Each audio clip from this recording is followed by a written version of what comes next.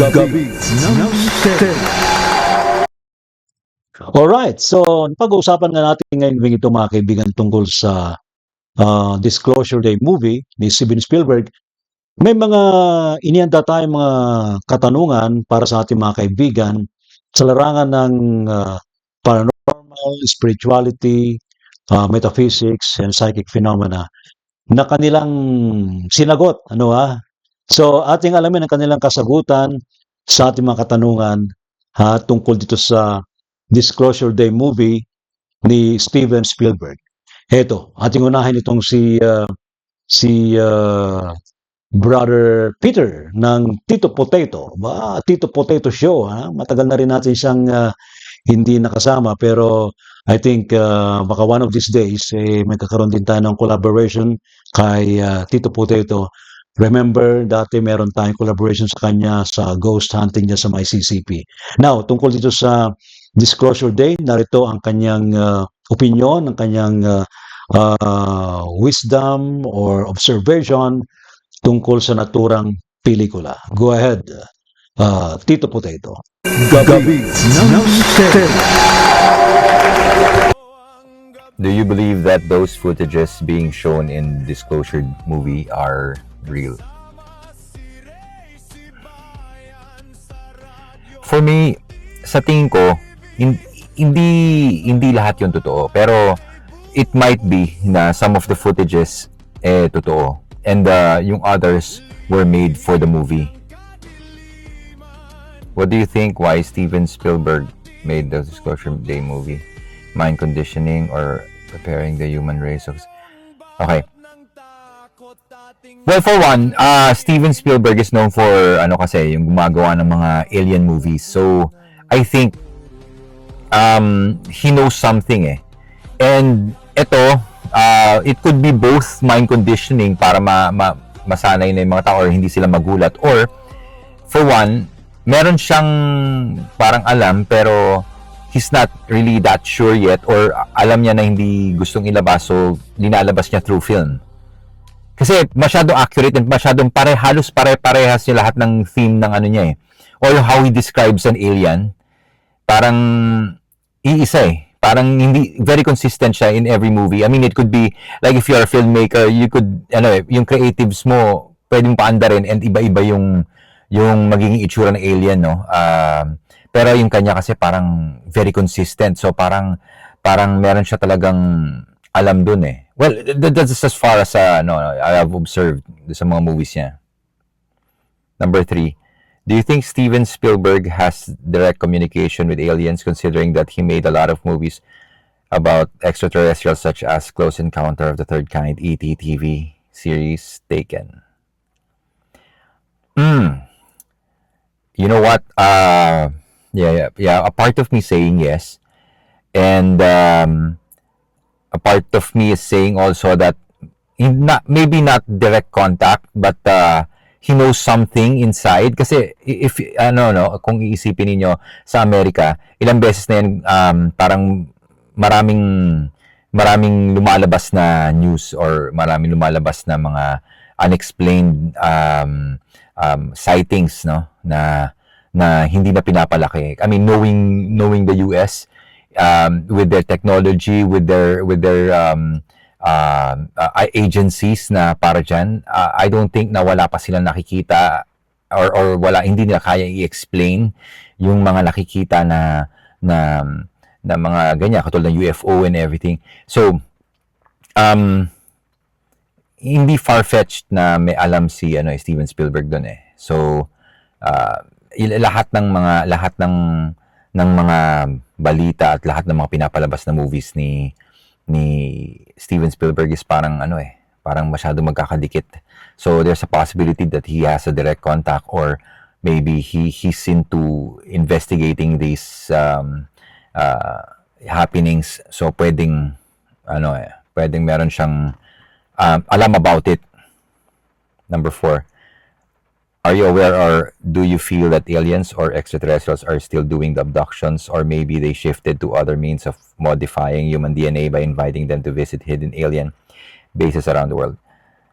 Come to think of it, maraming Marami na ako nakita ng mga sightings na linalabas, and marami na ako nakikita na parang mga masyadong advanced kahit ng mga ancient times. So inisip ko paano naisip, or katulad na lamang ng mga pyramids, no? When you think about it, how would they have computed yung perfect na perfect triangles and everything, na gawin nila isang napakalaking building na up until now hirap na hirap natin gawin, 'di ba, with all of the technology that we have. So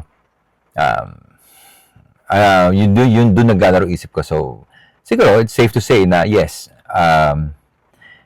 medyo naniniwala ako, no, that they're still there, but the abductions and everything, I'm not sure, pero I've read a lot, enough na para sabihin ko na masyadong consistent, kahit iba-iba yung lugar nila, iba-iba yung time, hindi sila magkakakilala, pero pare-pareho ng kwento. Number 5, do you believe that humans have alien DNA that can be activated once they decided to show up in full real disclosure of their existence?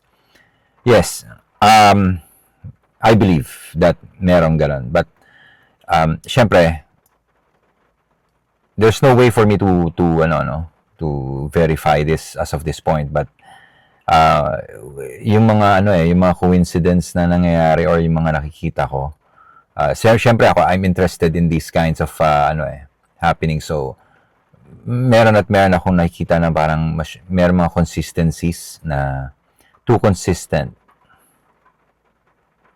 If they showed up, what will you do as an observer or seeker of the truth? Are you going to volunteer yourself to be chosen to meet them in person, or be taken to their realm of existence? No. If ever this happens, I will not. Siguro, I don't know enough about them for me to say that I'll be safe with them, or kilala ko na sila, alam ko na yung gagawin nila. Siyempre, hindi. What do you think U.S. and other powerful nations will do right after full disclosure? Would it be possible that they will change the global rules of the engagement with alien beings, not as a threat, but friends or brothers of... Well, there's a possibility. Kasi, with all of these things happening around the world, I mean, I'm talking about yung mga linalabas na movies o yung mga paniniwala ng mga tao regarding this. I think they would balance things, no, depende kung paano yung approach din ng aliens na magpapakita, or unless they already know about it, or they're in contact with these beings already. Yun. Number 8, any advice to everyone if they have UFO or alien sightings? Okay, please go out in the open, or go to people who have or who believes or who are researching on these things. And maraming private groups or organizations, pwede kayo lumapit doon. Kasi if you fear that baka huliin ka ng mga nasa government or whatever, I think it's best that you go to a private organization first, and then you plan how you can talk to yung mas matataas na agencies. Gabi ng Misteryo. Gabi ng Misteryo. Alright, thank you so much. Maraming salamat, Brother Peter ng Tito Potato Show, sa iyong reaction tungkol sa Disclosure Day. And now, atin namang tungayan ang reaction mula kay Miss Marie Chris ng Voiceless Whispers, ayan. At alamin natin ano nga bang kanyang wisdom or observation tungkol sa Disclosure Day movie ni Steven Spielberg. Gabi ng Misteryo. Hello mga kamisteryo, ako nga pala si Marie Chris ng Voiceless Whispers, at ako po ay isang animal communicator. Para sa Gabi ng Misteryo, naanyayahan po ako na magbigay ng aking opinyon base sa pelikulang Disclosure Day. Hindi po ako naniniwala na tunay yung mga footages dun sa Disclosure Day. Siguro may mga ibang clips na ginamit nila na nasa disclosure talaga ng US government ng mga alien sightings at alien encounter. Pero yung nandun sa movie mismo, I don't think that they're real. I don't also think that a real alien will do that. In fact, yung mismong buong plot ng Disclosure Day is a little bit ambiguous for me. I think yung reason kung bakit ginawa ni Steven Spielberg yung movie na Disclosure Day is to call out na mapabilis yung opening ng awareness ng mga tao, no? At this day and age, kung hindi ka pa rin naniniwala sa aliens, but you believe in God, I would like to leave this thought with you. Do you think God is ever powerful? That He was able to make plants, animals, and then humans, no? But, do you think God is ever powerful that He will stop there? I don't think so. I think mas magandang isipin natin that God is so powerful, He can make other living beings other than humans. The universe is very vast and complicated enough not to have other living beings aside from us. Ask yourself this question, no? Why, kung tayo na yung highest form of creation ni God, then why are we just able to use 10% of our brain? Only 10%. Now that Steven Spielberg is offering us yung mga ganitong movies, I think this is a boost for us to further open our minds, accept belief systems that are beyond our capacity right now, and break away from limiting patterns. I think si Steven Spielberg might have been in contact with an alien. Maybe not by himself, no? Not as himself na siya mismo yung vinisit. I think tangent, maybe a friend, relative, or family member, or somebody he trusts, no? Has been visited by aliens. Maybe he himself had a dream about it. Movie directors, and creative writers are usually the portion of our population na very active yung creative mind, no? These people are likely influenced by angels, by spiritual beings, and also by aliens, no? So I'm not closing my idea that Steven Spielberg is inspired or in direct communication with aliens. Pwede hindi. Abductions, I don't think nag-abduct pa sila right now, ha? But between 1900s and 1950s, people were close-minded, no, in the idea that there could be other living beings in this universe other than people, other than humans. So the idea of being in cohort, in communication, no, in a friendship or in a form of commensalism maybe, is taboo. So, napakahirap niyan na i-explain, sabihin, i-share, you know. Even to your closest friends, people will think you're crazy. Pwede kang madala sa institution, pwede kang kuhanin ng government, and then imprison ka, di ba? So, ang hirap nung time na yon, sobrang bawal pag-usapan yon. That is the reason why they're doing abductions, because people were so closed-minded. People were hesitant to change and break down limiting beliefs. But these days, more and more people are open to spirituality. So I think at this point, hindi na kailangan yung abduction. And so many people are reporting alien encounters, even in their dreams, no? Ako for one, technically I was taken to a ship before, in my dream, no? And honestly, I don't think na hindi modification of human DNA yung ginagawa nila when they do abductions. It's more to study yung capacity natin to change, no? And how our minds work, how we make decisions, no? Honestly, ako, ang tingin ko, based dun sa mga na-experience ko with alien life forms, no, so far, hindi nila maintindihan why humans can lie, humans can destroy the only planet we have where we can live in, and we are the only species who kill each other not for food. I guess they're trying to just understand us and parang i-improve tayo further. But I don't think na talagang technically speaking, human DNA changes yung kailangan nilang gawin.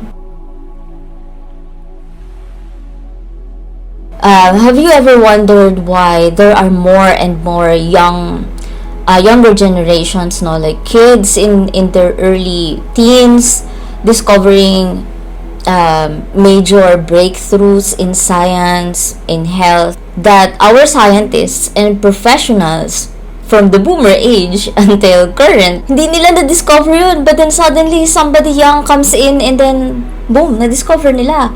And I think sila yung mga early generation of hybrid. Andyan lang yan. And I'm sure they just feel a little bit advanced and a little bit different from regular humans because of their DNA. I did ask my guides about this before. Like, anong magbabago kapag meron ng mga alien DNA sa tao? And kahalubilo na natin sila. And my guide said, they're going to change the norms, no? The majority of our norms will be different. Parang, ngayon kasi, some people are accepting corruption, atrocities, pero wala tayong magawa. And my guide said, yung mga ganun daw na tao will change. Alien life forms, they do use more than 10% of their brain. And they have been living beyond survival, no? Itong mga tao kasi, we're still living within survival mode. We need to work in order to get food. We need to work to pay for our house, diba? Basic necessities need money. And in order to get money, we need to survive. But alien life force, they don't do that anymore. They are beyond surviving. They care more about nature and planet because that's the oneness, that's the unity, that's the 5D mindset. I think yung iba parang masasabi na lang nila na katulad dun sa disclosure day na parang, I know you. Yung ganun. Kung darating sila, I will ask them, no, what do you need me to help you with? If you came here to help us become better human beings, then tell us what to do. Kasi yun na yung yun na yung finality na if you want to call yourself advanced, if you want to call yourself evolved, if you want a better future for your kids, no, if you want to see a better earth, I think that's the way to go about it. Huwag tayo maging passive about it. Let's ask them, what's the right role that I should play in this entire planet? I think 3i Atlas, no? Sa 3i Atlas ako huling nakakonect sa mga alien beings. They said they were going to replace the leaders of the powerful nations. Why? It's because the current leaders are no longer aligned. Honestly, I think pag dumating yung time na may disclosure na talaga, these current leaders are no longer in their position. I think some leaders will still try to claim their power above alien life forms. And I think na sila yung magsa-start ng destructive actions, no? If current leaders yung nakaupo. So, if you see one, ask them who they are, why are they here, what do they need, along with the aliens, kasi some aliens are also etheric, no? Parang spirit din. So some aliens appear like that, but some of them can appear in physical form. We are a race of beings who still rely strongly on physicality, on corporal experience, no? So malamang magpapakita yan in person. But you can always communicate with them telepathically, no? So, I encourage you to communicate with them telepathically. But also, of course, huwag kalimutan, because corporeal nga tayo. Take videos, take photos, no? Because people will question you and they will think na you're crazy. But of course, not all devices will be able to register their appearance, their presence, no? But try your best, no? I remember this experience where we were on air sa Gabi ng Misteryo. And then an alien appeared. And then he was speaking, but he was communicating telepathically. And since one of my strongest skills is being a telepath, I was able to pick up on the message. But this is the fun part. When you communicate with aliens, the message is not linear. Tao kasi linear, di ba? Parang, this is the start of the sentence, this is the end. Pero sila, they communicate in a radial manner. Sabi nung isang nag-comment dun sa live feed, parang yung babaeng nagsasalita, parang minimemorize naman niya. Nakalimutan yata niya yung minimemorize niya. That's not true. The thing is, isang buka lang ng bibig ng alien to communicate an idea. There were multiple ideas that came in. Ang issue ko was, I couldn't even pick which one I would say first. Kasi nga, ang dami. Parang sinabi lang niya, halimbawa, an apple is red, ganun. Pero nakita ko na yung bundok, nakita ko na yung elephants, nakita ko na lahat, vineyard, ganyan. I can't follow very fast kasi yung idea na pumapasok. All of the images were coming in so fast. It's taken me a lot of time to translate, no?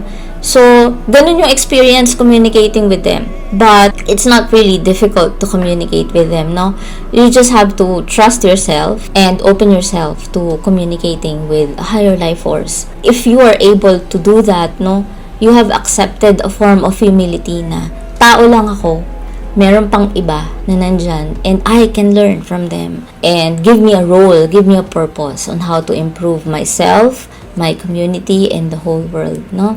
So, salamat sa pakikinig. Bye! Gabi ng Misteryo. Gabi ng Misteryo. Thank you so much, Miss Marie Chris, sa iyong ibinahagi tonight sa ating program. Gabi ng Misteryo.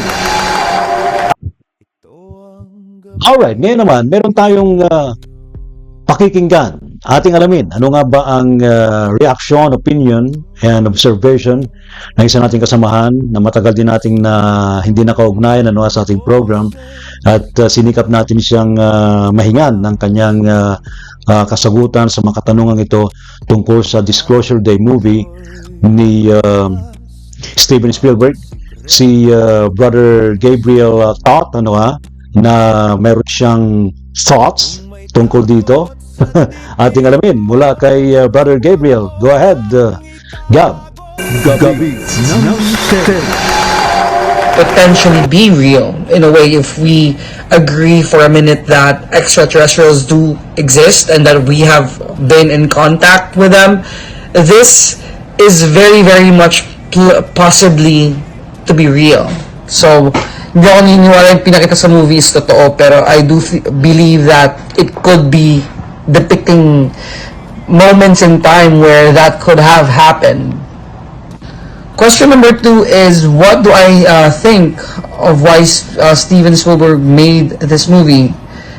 Could it be because of mind conditioning or preparing the human race to accept everything, especially the alleged plan for alien contact? It could be any of those, to be honest. We don't know. But what we could assume safely is that Steven Spielberg knows what he's doing. It could be to gently ease into the collective mind that this potentially could happen to us. Because in a way, media has shaped humanity in so many ways. Kaya nga diba, there's this term of being westernized. It's not just because of colonization, but it's also the influence after colonization that was maintained because of media. So, very important yung media. So, maybe, in a way, he's using media as an instrument or as a tool to prepare or to prime human minds for the grand idea that we are not alone in the universe. Kaysa naman mabigla tayong lahat. So, I'm not gonna assume that he has negative intentions, even if, alam niyo yun, parang, we don't know. Maybe he is a part of the negative agenda for alien contact, but I don't want to think that. I rather think that Steven Spielberg is on the good side. You know, ignorance is bliss. But I believe he knows what he's doing, for sure. Do I think Steven Spielberg has direct communication with aliens, considering that he made a lot of movies about extraterrestrials, such as Close Encounter of the Third Kind, E.T., and of course this, Disclosure Day? I'm not opposed to the idea. I have no reasons not to believe that he is not, in a way. Because if you are familiar with the idea of channeling, there's this guy that I follow, consider him to be one of my teachers. So I've never met him, called Bashar, who is a channeled entity that this guy, Daryl Anka, channels. So, in a way, direct communication with alien intelligence is not that impossible or not that fictitious. So yeah, why not, right? It would not be hard to believe that Steven Spielberg to have direct communication with alien. I just don't believe though that hindi siya parang literal sense na parang nagkikita sila, because that's a very primitive way of communicating. So I don't think that Steven Spielberg would, alam mo, parang go out to the other side of the field tapos biglang may UFO na maglanding sa harapan niya and then mag-uusap sila. I don't think that's how advanced civilizations or advanced beings would communicate. It's too primitive. So rather, I do feel like that communication could be through the mechanism of Steven Spielberg's mind. Maybe he channels from them.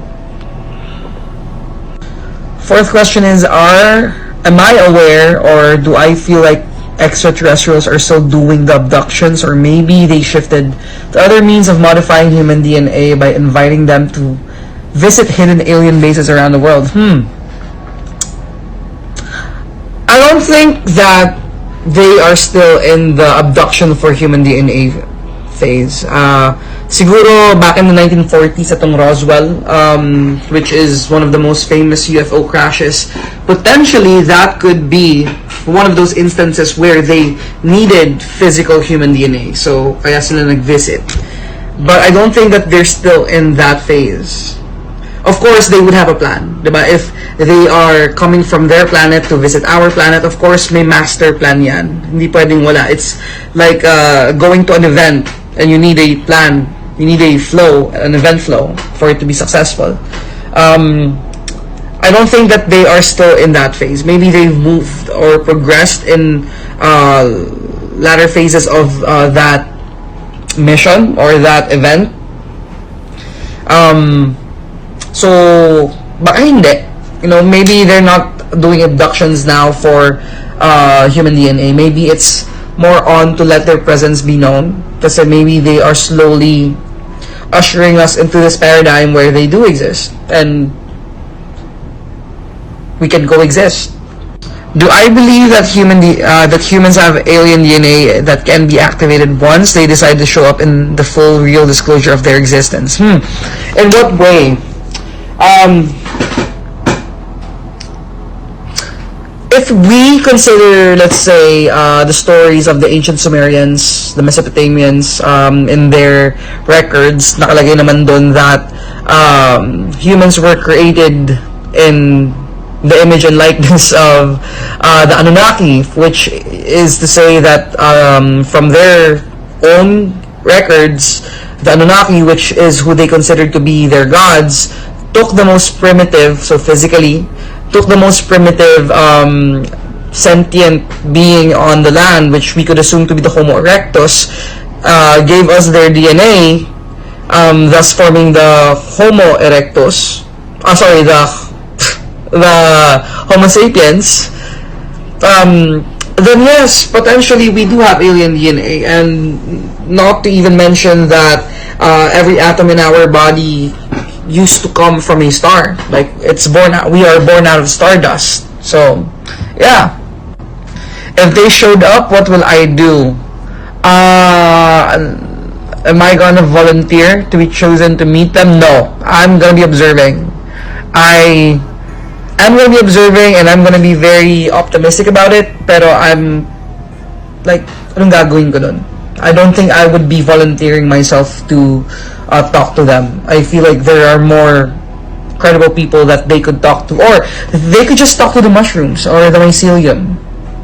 They have everything. You know, if I was an alien and I visited Earth, I would not be talking to the humans. I would be going directly to the mycelium network below. So what do I think powerful nations will do right after full disclosure? Of course, they would have had already like mga back-end meetings around this topic. So potentially just adjustment. But I also do feel like, of course, they're gonna try to milk whatever they can from whatever they can get from the disclosure. Now, advice to anyone who's been seeing UFO or alien sightings: do not be afraid. I always keep in my heart itong sinasabi ni Bashar that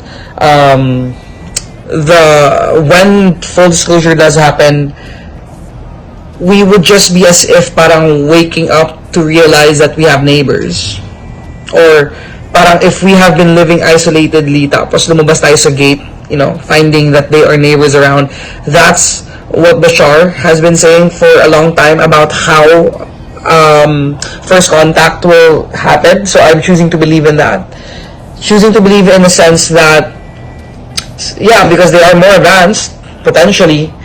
So maybe they have transcended the idea or the need for, let's say, wars or corruption. Maybe they have already transcended that. And maybe that's something we can learn from them. So I'm hopeful. Very, very optimistic. Now, if you have enjoyed this conversation, make sure to follow me on Instagram at Gabriel.breakthrough and follow me on Facebook at Gabriel Thoth. Yan. Gabi ng Misteryo. Thank you so much, Brother Gabriel, sa iyong ibinahagi sa atin, sa ating program sa Gabi ng Misteryo. Gabi ng Misteryo.